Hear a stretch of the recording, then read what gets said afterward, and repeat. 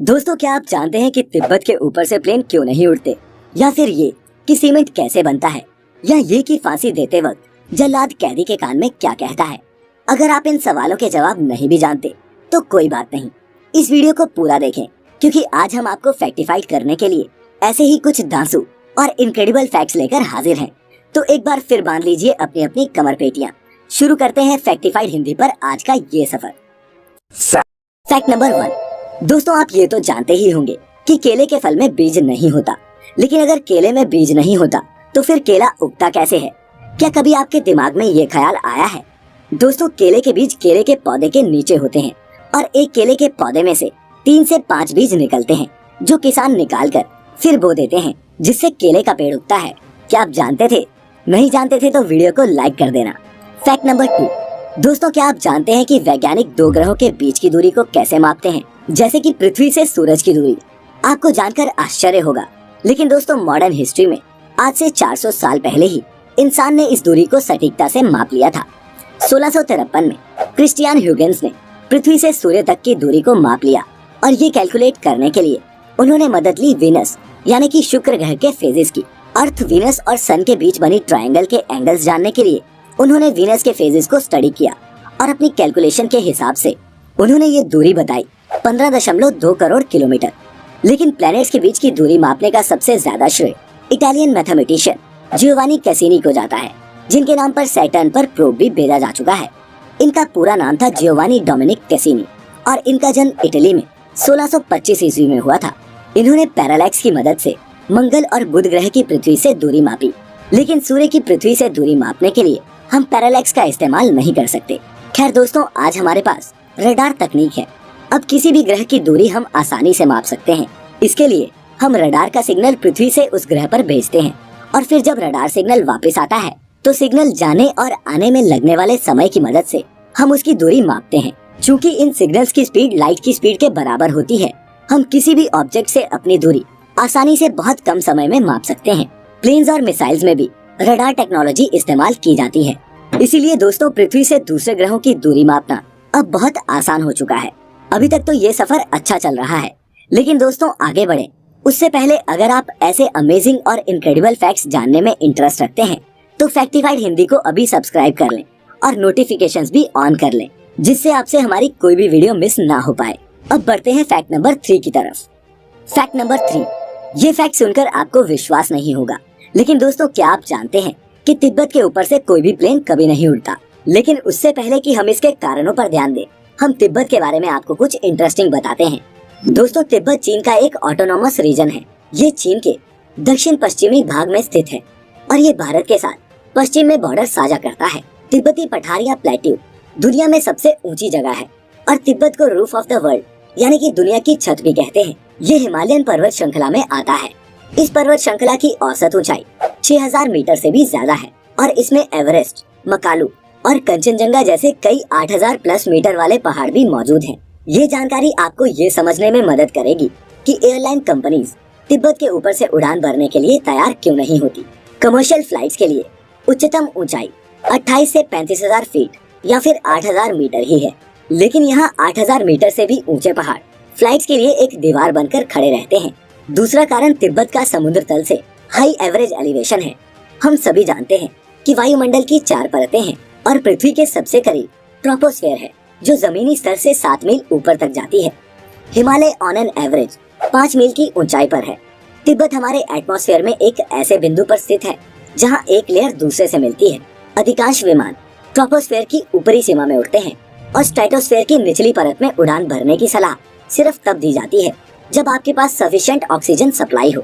तो दोस्तों, ये थे वो मुख्य कारण जिस वजह से तिब्बत के ऊपर से विमान नहीं उड़ते। Fact number 4। दोस्तों, YouTube पर डेस्पासितो सॉन्ग सबसे ज्यादा व्यूज पाने वाला म्यूजिक वीडियो है, जिस पर 6.5 बिलियन व्यूज हैं। ये म्यूजिक वीडियो अमेरिकी आर्टिस्ट लुई फॉन्सी के YouTube चैनल पर अपलोडेड है।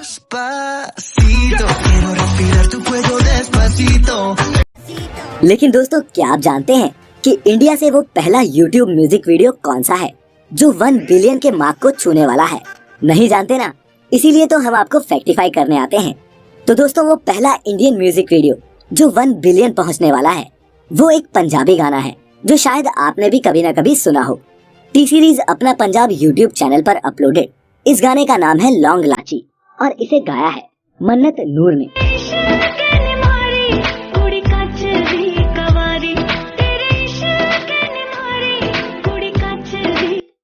अपने सभी दोस्तों को ये बता के इम्प्रेस करो। Fact number 5।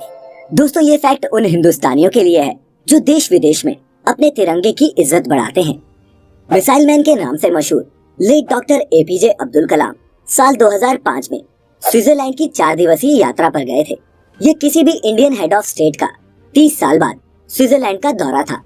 लेकिन दोस्तों आपको जानकर हैरानी होगी कि उनके आने पर स्विट्जरलैंड की सरकार ने 26 मई को, जिस दिन वो वहां पहुंचे थे, नेशनल साइंस डे घोषित कर दिया।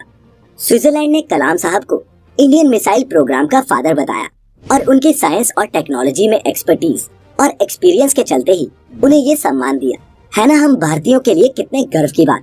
ऐसे ही हमने आपको पिछली वीडियो यानी कि फैक्टिफाइड एपिसोड 25 में बताया था कि शिकागो अमेरिका में एक रोड स्वामी विवेकानंद के नाम पर है। आप हमारे सभी एपिसोड्स देख भी रहे हैं। खैर फैक्ट नंबर 6।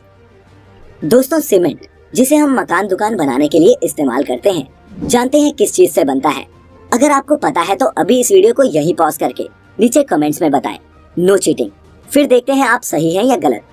बहरहाल सीमेंट कैल्शियम, सिलिकॉन, लोहा और एल्यूमिनियम को एक फिक्स प्रोपोर्शन में मिक्स करके बना हुआ एक केमिकल मिक्सचर होता है।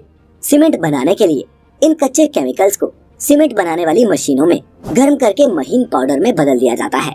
फिर जब इस पाउडर में पानी मिलाया जाता है तो ये कठोर हो जाता है और इसी को हम सीमेंट कहते हैं। सीमेंट भी कई तरह के होते हैं, लेकिन आमतौर पर इस्तेमाल होने वाला सीमेंट पोर्टलैंड सीमेंट होता है, जो एक हाइड्रोलिक सीमेंट यानी कि पानी डालने पर जमने वाला होता है। दोस्तों सीमेंट को बनाने में ये सभी केमिकल्स लगते हैं। जैसा कि आप देख सकते हैं, सीमेंट में सबसे ज्यादा चूना या फिर कैल्शियम ऑक्साइड होता है, जिसकी मात्रा लगभग 60 से 67% तक होती है। Fact number 7। अब दोस्तों बात करते हैं कोहिनूर हीरे की, जो आज क्वीन एलिजाबेथ के ताज की शोभा बढ़ा रहा है। लेकिन हिंदुस्तान का ये बेशकीमती हीरा हमेशा से अंग्रेजों की महारानी के पास नहीं था। कोहिनूर हीरे के मालिक समय के साथ बदलते रहे। हिंदू धर्म ग्रंथों के हिसाब से महाभारत काल में कोहिनूर हीरा पांडवों के पास था। जब नादिर शाह ने दिल्ली को लूटा तब वह ये हीरा अपने साथ ले गया। फिर शाह शुजा के बुरे दिन आने पर महाराजा रणजीत सिंह ने इस पर अधिकार कर लिया। बाद में सिखों की अंग्रेजों के साथ संधि होने पर सिखों ने इसे इंग्लैंड की महारानी विक्टोरिया को भेंट कर दिया और आज क्वीन एलिजाबेथ II इसकी मालकिन है। कई बार अंग्रेजों से कोहिनूर वापस लेने की बात कही जाती है, लेकिन ऐसा हो पाएगा इसके चांसेस बहुत कम हैं। Fact number 8। दोस्तों हम सभी जानते हैं कि OTP का full form one time password होता है, लेकिन ये जानकर आप हैरान रह जाएंगे कि OTP अमेरिका में $60,000 के एक फ्रॉड के बाद एक सिक्योरिटी फीचर के रूप में शुरू हुआ। दरअसल 2008 में अमेरिका के एक वकील के बैंक अकाउंट से किसी ने $60,000 निकाल लिए। जब उसे इस बात की जानकारी मिली तो वो इसकी जांच में जुट गया। थोड़ी रिसर्च के बाद उसे पता चला कि ऐसी हरकत पहले भी 6 अलग अलग लोगों के साथ हो चुकी है। ये काम एक जापानी लड़के का था। इस केस के बाद सभी बैंकिंग ट्रांजैक्शंस में वन टाइम पासवर्ड का इस्तेमाल होने लगा, जिसने इन ट्रांजैक्शंस को और सिक्योर बना दिया। OTP की सबसे बड़ी खासियत ये है कि इसमें जो कोड जनरेट होता है वो कुछ सेकंड्स के लिए ही वैध रहता है और फिर वो एक्सपायर हो जाता है। इसके अलावा इसे एक ही बार इस्तेमाल किया जा सकता है। Fact number 9। दोस्तों क्या आप जानते हैं कि लैंडिंग के वक्त हवाई जहाज की लाइट को कम कर दिया जाता है? और ऐसा करने के पीछे वजह भी है। अक्सर आपने भी देखा होगा, जब हम अंधेरे कमरे से लाइट वाली जगह पर जाते हैं तो कुछ टाइम हमारी आंखों को एडजस्ट करने में लगते हैं। ऐसा तब भी होता है अगर हम लाइट वाली जगह से अंधेरे कमरे में जाएं। प्लेन लैंडिंग या टेक ऑफ के टाइम अक्सर प्लेन लाइट्स को कम कर दिया जाता है और ऐसा इसलिए किया जाता है ताकि अगर लैंडिंग या टेक ऑफ के टाइम जब प्लेन क्रैश होने का खतरा सबसे ज्यादा होता है, अगर प्लेन में इमरजेंसी एग्जिट करनी हो तो उसके पहले ही पैसेंजर्स की आंखें लाइट में एडजस्ट हो जाएं और वो आसानी से इमरजेंसी एग्जिट की पहचान कर सके। क्या कुछ नया सीखा? Fact number 10। दोस्तों क्या आप जानते हैं कि हमारे देश में जब किसी अपराधी को फांसी दी जाती है तो उस समय फांसी देने वाला जल्लाद अपराधी के कान में फांसी देने से पहले कुछ कहता है और इसके बाद ही अपराधी को फांसी दी जाती है। लेकिन क्या आप जानना चाहते हैं कि फांसी देते वक्त जल्लाद कैदी के कान में क्या कहता है? तो दोस्तों फांसी देने से कुछ टाइम पहले जल्लाद अपराधी के कान में धीरे से माफी मांगता है और कहता है कि मुझे माफ कर दो, मैं मजबूर हूँ। इसके बाद ही अपराधी को फांसी दी जाती है। इतना ही नहीं, अगर मरने वाला कैदी हिंदू होता है तो जल्लाद उसको राम राम बोलता है, और अगर मरने वाला व्यक्ति मुस्लिम हो तो जल्लाद उसको आखिरी सलाम भी करता है। फैक्ट नंबर 11, यूं तो रोने का सीधा सा मतलब आंसुओं का बहना होता है, लेकिन क्या ऐसा भी हो सकता है कि कोई रोए और उसके आंसू भी ना निकले? जी हाँ, ऐसा भी होता है। एक न्यूबॉर्न बेबी जब रोता है तो उसके आंसू नहीं निकलते। ऐसा उसके पैदा होने के 2 से 3 हफ्तों तक हो सकता है, क्योंकि उस उम्र तक उसके लैक्रिमल ग्लैंड्स यानी कि आंसू की ग्रंथियां विकसित नहीं हुई होती, और इसी वजह से उनकी आंखों से आंसू नहीं निकलते। फैक्ट नंबर 12, दोस्तों मॉडर्न फिजिक्स की मदर कही जाने वाली महान वैज्ञानिक मैडम क्यूरी का नाम आपने जरूर सुना होगा। उन्हें उनके रेडियो एक्टिव एलिमेंट्स पर किए शोध और रेडियम की खोज के लिए दुनिया भर में एक कामयाब वैज्ञानिक के रूप में जाना जाता है। लेकिन आप शायद ये न जानते हो कि जिन रेडियो एक्टिव एलिमेंट्स पर वो रिसर्च करती थी वही उनके मरने का कारण भी बने। जी हाँ, ये एक दर्दनाक कहानी है, क्योंकि एक्सपोजर टू रेडियो एक्टिविटी की वजह से मैरी क्यूरी एप्लास्टिक एनीमिया नाम की बीमारी से ग्रसित हो गई, जिसने उनकी जान लेकर ही छोड़ी। यहाँ तक कि रेडियो एक्टिव रेडिएशन ने उनके कपड़ों, फर्नीचर और किताबों को भी काफी नुकसान पहुँचाया। अब उनके मरने के लगभग 100 साल बाद भी उनकी चीजें रेडियो एक्टिव हैं और उन्हें एक लेड बॉक्स में रखा गया है। अगले 1500 सालों तक उन्हें ऐसे ही रखा जाएगा। और दोस्तों ये आखिरी और बोनस फैक्ट स्पेस लवर्स के लिए। दोस्तों आसमान में हमें लाखों करोड़ों तारे दिखते हैं, लेकिन क्या आप जानते हैं कि ब्रह्मांड का सबसे बड़ा तारा या स्टार कौन सा है? नहीं तो कोई बात नहीं, मैं बताता हूँ। वी कैनी मैयोरी नाम का स्टार हमारे यूनिवर्स का सबसे बड़ा तारा है। और दोस्तों सबसे कमाल की बात तो ये है कि ये हमारी ही गैलेक्सी यानी कि मिल्की वे में ही है। ये तारा हमारे सूर्य से कम 2000 गुना बड़ा है। ये तारा कैनी मैयोरी तारामंडल या कॉन्स्टेलेशन का हिस्सा है, और इसी के नाम पर इसका नाम कैनी मैयोरी पड़ा। इस तारामंडल में 32 तारे हैं, जिनमें से 4 तो ऐसे हैं जिनकी कुछ ग्रह परिक्रमा करते भी मिले हैं। वी भी इन 4 तारों में से एक है।